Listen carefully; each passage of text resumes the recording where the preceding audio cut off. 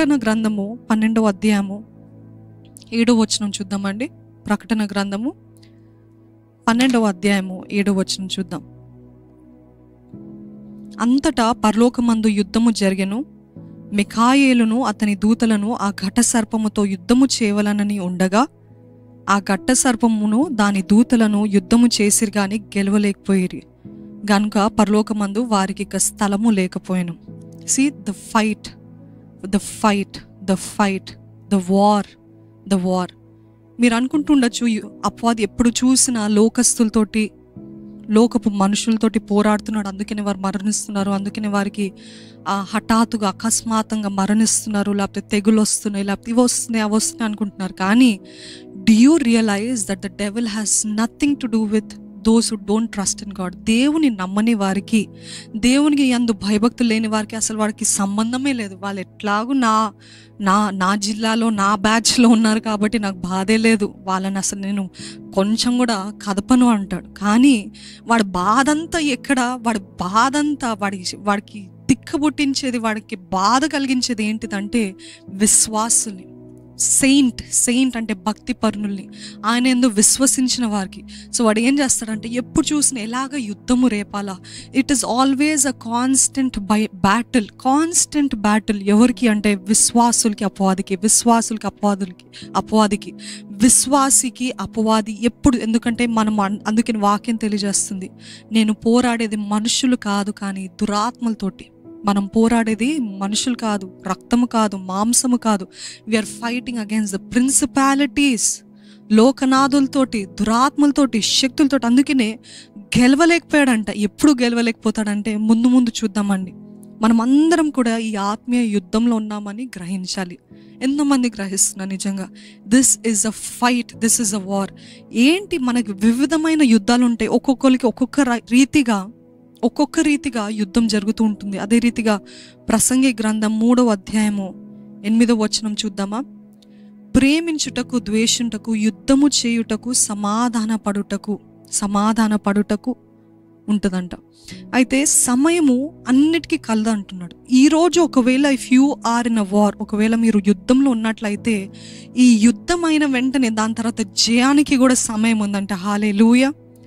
If you are facing private wars today, అంతరంగ యుద్ధాలు, వ్యక్తిగత యుద్ధము, వ్యక్తిగతంగా ఎన్నో పోరాటాలు, అంతరంగంలో బాధ, అంతరంగంలో అయోమయము ఉన్నట్లయితే దేవుడు అంటున్నాడు అన్నిటికీ సమయం కలదు, యుద్ధమునకు సమాధాన పడుటకు. అంటే యుద్ధం అయిన తర్వాత జయముకి కూడా మీకు సమయం ఉందంటున్నాడు అని అంటున్నాడండి. We are all in this spiritual warfare. ఆత్మీయ యుద్ధము.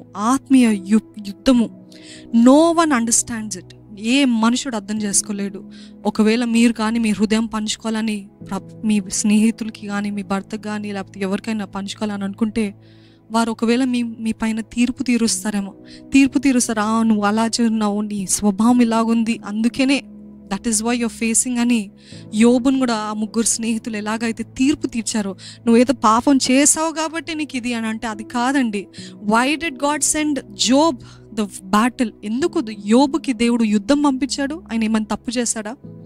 ఆయన ఏమైనా ద్రోహం చేస్తాడా? ఎవరికైనా అన్యాయం చేస్తాడా? Nothing. He was a faithful man, a man of integrity. కానీ ఆయన విశ్వాసి కాబట్టి అపవాది ఆయన పైన యుద్ధానికి వచ్చాడు. ఈరోజు మనుషులు అర్థం చేసుకోలేరేమో. ఆ యోబు స్నేహితులాగా మన పైన నిందలు వేస్తున్నారు. నీకు ఈ శ్రమ, నువ్వు అది చేసావు కాబట్టి, నీలో ఏదో తప్పు ఉంది కాబట్టి, నువ్వు ఏదో నేరం చేస్తావు కాబట్టి, నీ పుట్టుకే బాలేదు, నువ్వు పీడదానివి, నువ్వు శనిదానివి అని ఇట్లాంటి మాటలు క్రైస్తవులు కూడా మాట్లాడుతూ ఉంటారండి. ఇంత భయంకరమైంది కదా. Trouble after trouble. Are you facing trouble after trouble? శ్రమ వెంబడి శ్రమ, పోరాటం వెంబడి పోరాటం, సమస్య వెంబడి సమస్య. What is this? When will this come to an end అనే పరిస్థితులు ఉన్నారేమో. కానీ మీరు గ్రహించాలి ఏంటిదంటే యుద్ధంలో ఉన్నారు. ఆత్మీయ యుద్ధము, వ్యక్తిగత యుద్ధము, అంతరంగ యుద్ధము. Nobody sees. ఎవ్వరు చూడరు, ఎవరికి అర్థం కాదు. దేవునికి తప్ప. అదొకవేళ మీరు మీ ఫినాన్షియల్ యుద్ధంలో ఉన్నారేమో. ఎంత సంపాదించినా మిగలట్లేదే, ఎంత సంపాదించినా, ఎన్ని ఓటీలు చేసినా, ఎంత కష్టపడినా డబ్బులు రావట్లేదే, మాకు ఎదుగుదల లేదే. పిల్లలతోటి యుద్ధమేమో, పిల్లలు మాట వినట్లేదే, పిల్లలు తిరగబడ్డారే అని ఇదొక రకమైన యుద్ధం. ఇంకా ఎన్నో రకాలైన యుద్ధాలు మనం చూస్తుంటాం. స్నేహితులతోటి యుద్ధం, మన అంతరంగంలో యుద్ధం. So we do not understand where this comes from. It might come from anywhere.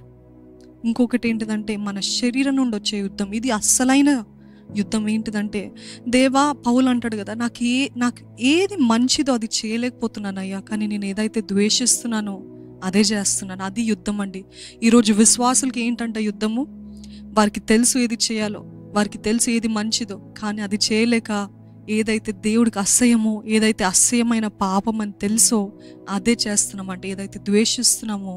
Who can deliver me from this body of death అన్నాడు పౌలు. ఎవరు ఈ శాపపు, ఈ మరణపు ఆ శరీరం నుండి నన్ను విడిపించగలిగింది అని పౌలు అంటాడు. ఈరోజు ద్వేషించుచున్నదే చేస్తున్నాం. ఎందుకంటే అపవాది మనల్ని అలా ప్రేరేపిస్తున్నాడు. అపవాది మనల్ని ప్రేరేపిస్తుంటే మనం లొంగిపోతున్నాం. Sometimes the pain is so deep. ఆ బాధ అనేది ఎంత లోతుగా ఉంటుందంటే we don't even have words. అసలు మాటల్లో కూడా చెప్పుకోలేనిది. No one can tell. ఒకవేళ మీరు దేవుని సంఘానికి వచ్చి, ఆయన ఆలయానికి వచ్చి ఏంటిదంటే ఒక పాట పాడితే అయిపోతుందేమో, ఒక పాట పాడితే దుఃఖమంతా ఎగిరిపోతుంది అని అనుకుంటూ ఉంటాం చాలామంది. ఒక మంచి వాక్యం వింటే దుఃఖమంతా ఎగిరిపోతుంది అని అనుకుంటాం. మీరేదో తప్పు చేస్తారు, అందుకనే మీరు దేవుని సన్నిధిలో ఒప్పుకోండి, అప్పుడు ఈ దుఃఖమంతా వెళ్ళిపోతుంది, ఎగిరిపోతుంది అని అనుకుంటారు. Not one song, not one sermon can, nothing can do. Only the touch of the Holy Spirit. పరిశుద్ధాత్మ దేవుడు తాకితే తప్ప, పరిశుద్ధాత్మ దేవుడు జోక్యం చేసుకుంటే తప్ప నోబడీ కెన్ హెల్ప్.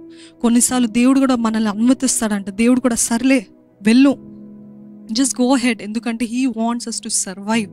దీని నుండి బయటపడాలని, దీన్ని సహించి భరించి ఓడ్చుకొని జయశీలులుగా బయటికి రావాలని దేవుని ఆశ అంట. ఈరోజు మీరు దేవుడు జోక్యం చేసుకోవాలని ఆశపడుతున్నారా? Wherever you go, it's there.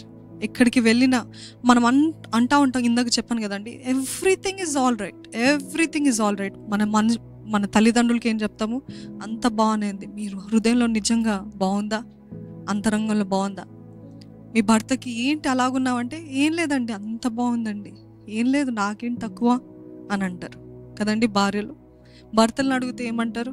అవునులే, కొన్ని ఆఫీస్లో టెన్షన్స్లే అని అలాగా జస్ట్ బ్రష్ ఆఫ్. అదే ఈ డబ్బుల సమస్య, ఇది సమస్య, అందుకే అట్లుంది. కానీ నిజంగా అదేనా మీ సమస్య? అది కాదు కదా. But there's so many things that is running behind in your mind. ఒకవేళ 1000 మంది మనుషులు వచ్చి మీ చుట్టూ ఉండి ఏం కాదులే, పర్వాలేదులే, దేవుడు జయమిస్తాడులే అని చెప్పినా కానీ ఎవరు తీసివేయలేరండి. I have been through that. Nobody can do it. Nobody can help it. చాలా మంది థెరపీ అంటారు. ఫిజియోథెరపీ కాదు ఇది. సైకలాజిస్ట్ దగ్గరికి వెళ్తారు, సైకాట్రిస్ట్ దగ్గరికి వెళ్తారు. థెరపీ అని ఇప్పుడు ఈ మధ్యకాలం మరీ ఎక్కువగా విజృంభిస్తుంది. ఎందుకు అని అంటే 100%లో కనీసం 80% కృంగుదల, నిరుత్సాహం, అయోమయం, ఆందోళనతో ఉన్నవారే. అయితే చాలామంది క్రైస్తవులు అని పిలువబడేవారు కూడా ఈ థెరపిస్ట్ దగ్గరికి వెళ్తూ ఉంటారు. They go to the psychologist, psychiatrist. ఎందుకు అని అంటే వారు మనకేదో సలహా ఇస్తే, వారు మనల్ని ప్రోత్సహిస్తే, వారు మనల్ని బలపరుస్తే, ఓదారుస్తే వీ కెన్ ఫీల్ బెటర్. అసలు అన్నిటికంటే ఎక్కువగా థెరపిస్ట్ ఏం చేస్తారంటే వాళ్ళు తక్కువగా మాట్లాడతారు. ఎవరైతే వచ్చారో పేషెంట్ వాళ్ళే ఎక్కువగా చెప్పుకుంటారు. అసలు ఎందుకు అంత తేలిగ్గా ఉంటుంది అయిన తర్వాత అని అంటే వారిని అడిగితే ఎవరికి చెప్పుకోరు కదా. వారి హృదయంలో కుమిలిపోతూ ఉంటారు కదా, వారి హృదయంలో అంతా చేర్చుకుపోయి ఉంటుంది కదా.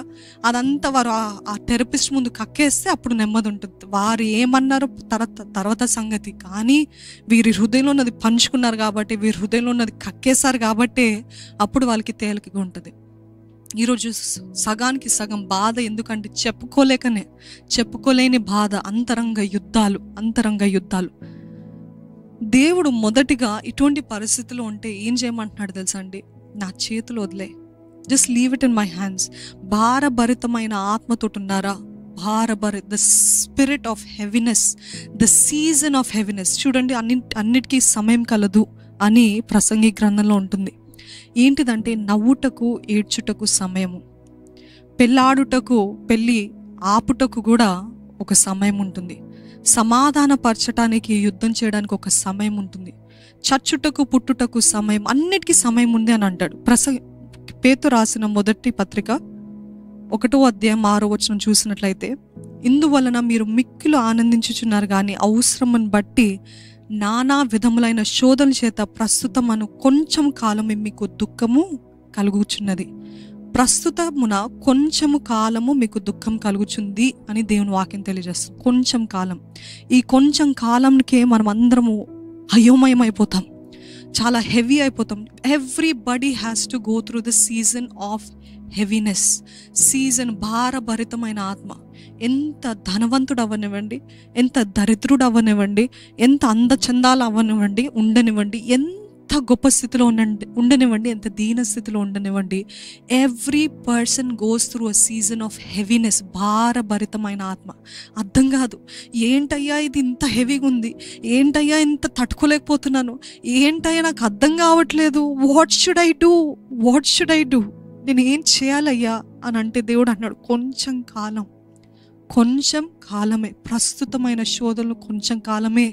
ఈరోజు దేవుడు మీతోటి చెప్తున్నాడు, మనతో చెప్తున్నాడు, కొంచెం కాలం సహించు, కొంచెం కాలం ఓర్చుకో.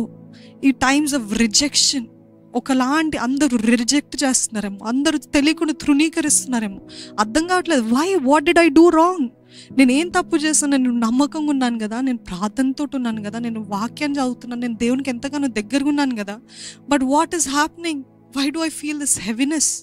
ఎన్ని ప్రార్థనలు చేసిన, ఎన్ని పాటలు పాడినా నాకు ఇది వెళ్ళట్లేదే, ఈ ఆత్మ నన్ను విడిచిపోవట్లేదే. The spirit of heaviness, that is a season. అది కేవలం ఒక కాలం మటుకే, కొంచెం కాలం. ప్రస్తుతమైన శోధనలు ప్రస్తుత కాలము, ప్రస్తుతమున కొంచెం కాలము మీకు దుఃఖము కలుగుచున్నది. నానా విధమైన శోధన చేత మనం బాధపడుతున్నాం.